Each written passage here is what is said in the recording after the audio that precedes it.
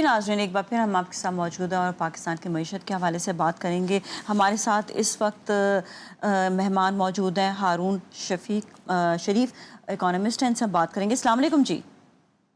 जी, अस्सलाम वालेकुम जी। जी सबसे पहले तो हम बात करेंगे कि आईएमएफ के हवाले से, आईएमएफ के मिशन की पाकिस्तान की इस वक्त जो है आपको पता है कि आमद शेड्यूल है और इस पर बात भी करेंगे। आप ये सबसे पहले तो बताइएगा, पाकिस्तान 2 साल पहले तकरीबन दिवालिया होने के करीब था और अब आलमी माशी इदारे माशी तरक्की को करिश्मा करार दे रहे हैं। क्या क्या कहेंगे इस हवाले से? हुकूमती कारकर्दगी से आप मुतमईन हैं क्या? जी, देखिए, जहाँ तक हुकूमत का जिसको हम मैक्रो इकोनॉमिक स्टेबिलिटी कहते हैं, उसका ताल्लुक है, वो आईएमएफ की पार्टनरशिप के साथ उसको अचीव किया गया है। हमारे अब रिजर्व्स जो हैं बहुत पहले से मुस्तहकम हैं।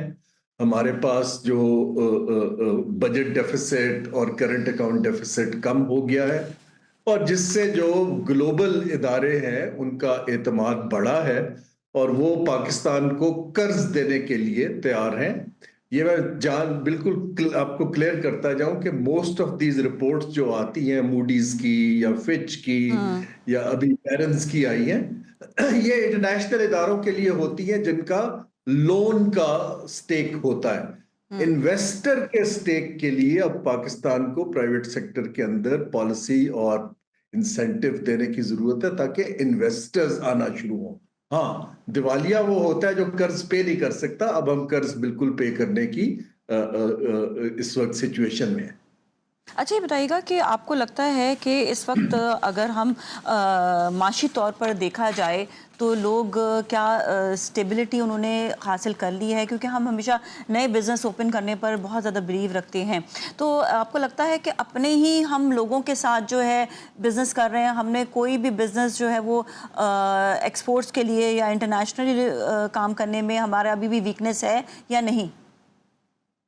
जी नाजिया, इसको समझने की जरूरत है। देखिए, जो हमारा ढांचा है इकोनॉमी का या मईशत का, उसके अंदर मैन्युफैक्चरिंग का बेस बहुत कमजोर है। हमारे पास इतनी चीजें ही नहीं है कि हम अपने 250 मिलियन लोगों के लिए बना सके, इसलिए हम इंपोर्ट करते हैं। जी। सो जब आप इंपोर्ट करते हैं तो वो ट्रेड बन जाती है। वो ट्रेड एक तरफा है, एक्सपोर्ट बहुत कम है। सो पहली चीज तो ये है कि हमारे पास, जिसको हम इकोनॉमिक्स में कहते हैं एक्सपोर्टेबल सरप्लस, कि आपके पास अपने लोगों के से ज्यादा बनेगी तो बाहर जाएंगी ना। अभी तो हम अपने लोगों की पूरी नहीं कर पा रहे हैं। दूसरा ये है कि हमारी जो ज्यादातर जो बिजनेसेस हैं वो सर्विसेज सेक्टर में है। रियल एस्टेट में है, होटल्स हैं, बैंकिंग है।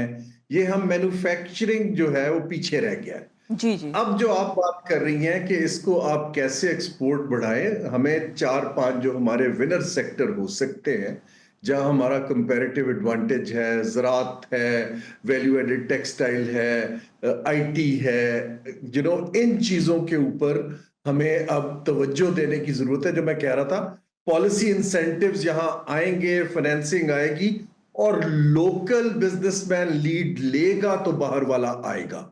देखिए, जब तक आप अपने मुल्क पे पूरा भरोसा नहीं करेंगे तो बाहर वाले को एक्सपेक्ट करना मुश्किल है।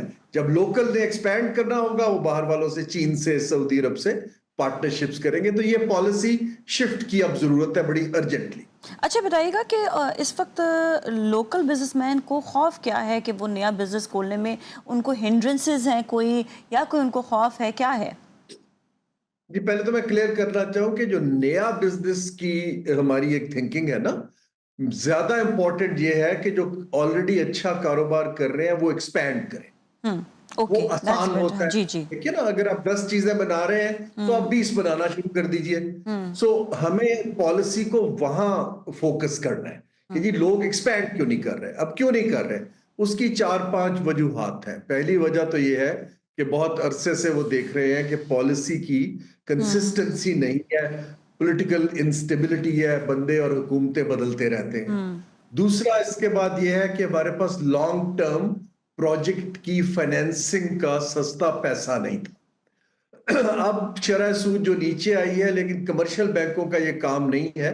हमें एक लॉन्ग टर्म डेवलपमेंट का पैसा चाहिए, एक बैंक चाहिए जो ज़राअत को, इंफ्रास्ट्रक्चर को, इंडस्ट्री को सपोर्ट कर सके। हुकूमत का नहीं, प्राइवेट सेक्टर में। तो number 2 is availability of financing. Number 3 है स्किल्स, क्योंकि हमारी लिमिटेड स्किल्स हैं। वहां हमें चीन से टेक्नोलॉजी की पार्टनरशिप चाहिए, बाकी मुल्कों से चाहिए, ताकि हम अच्छी और वैल्यू एडेड चीजें बना सकें।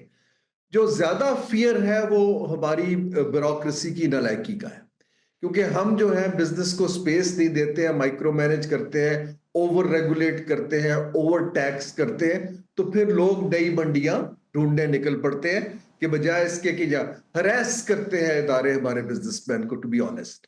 तो ये चीजें, अब ये माइंडसेट बदल के हमें मईशत की एक्सपेंशन और वैल्यू एडिशन की पॉलिसीज बनानी है, जिसका ब्यूरोक्रेसी के अंदर सलाहियत बहुत कम है। अच्छा ये बताइएगा कि हमेशा से ज़ाहिर बात है एक चीज़ को जो लोग नहीं पसंद करते या दुनिया भर में नहीं पसंद करते हैं वो तो कर्ज़े लेना है। और ये बड़ी एक तो हम तो ये हमारी आवाम होने के नज़रिए में हम ये कहते हैं कि शर्मिंदगी की बात होती है। अब आईएमएफ ने 2 करोड़ 30 लाख डॉलर दिए हैं, मिल गए हैं जो पाकिस्तान को। तो ये बताइएगा कि आईएमएफ का मिशन भी पाकिस्तान आने वाला है, कितना मस्बत है कि मुल्क की इकॉनमी बेहतर होगी। अच्छा दूसरा एक और ये चीज़ कि हम मज़ीद कर्ज़ों के तले जो हैं वो दब गए हैं, और इसके बाद फिर क्या होगा कि अभी तो महंगाई भी सस्टेन हुई है, क्या जून के बाद कोई महंगाई बढ़ने का भी अंदेशा है?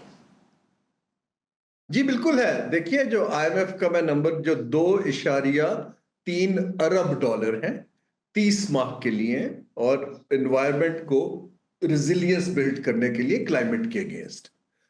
देखिए, यही मैं आपसे अर्ज कर रहा हूं, एक माइंडसेट है जो बड़ा खुशी खुशी, सबसे आसान काम होता है कि आप कुछ गिरवी रख के कर्ज ले लेना।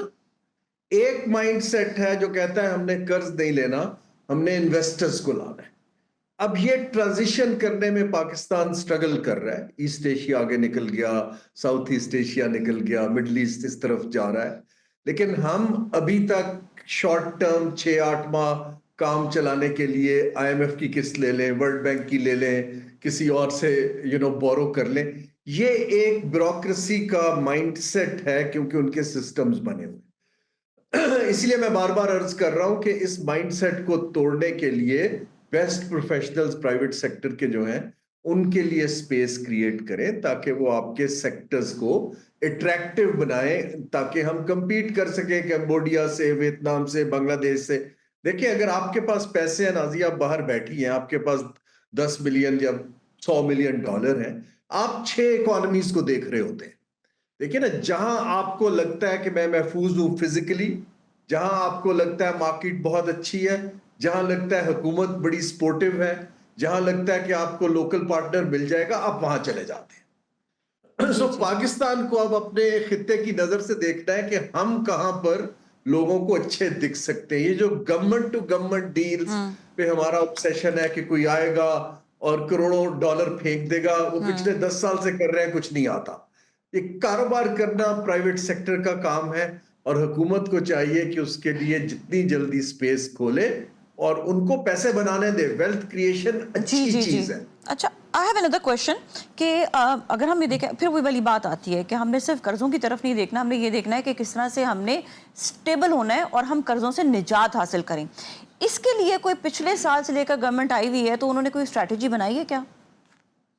नहीं, उन्होंने बहुत कम काम किया जी, आई बी वेरी ऑनेस्ट। थोड़ा बहुत उन्होंने फाइनेंशियल डिसिप्लिन बेहतर किया, जिसके हुकूमत के खर्चे जो हैं थोड़े से कंट्रोल में हैं, कम नहीं हुए, बड़े भी बहुत ज्यादा नहीं है।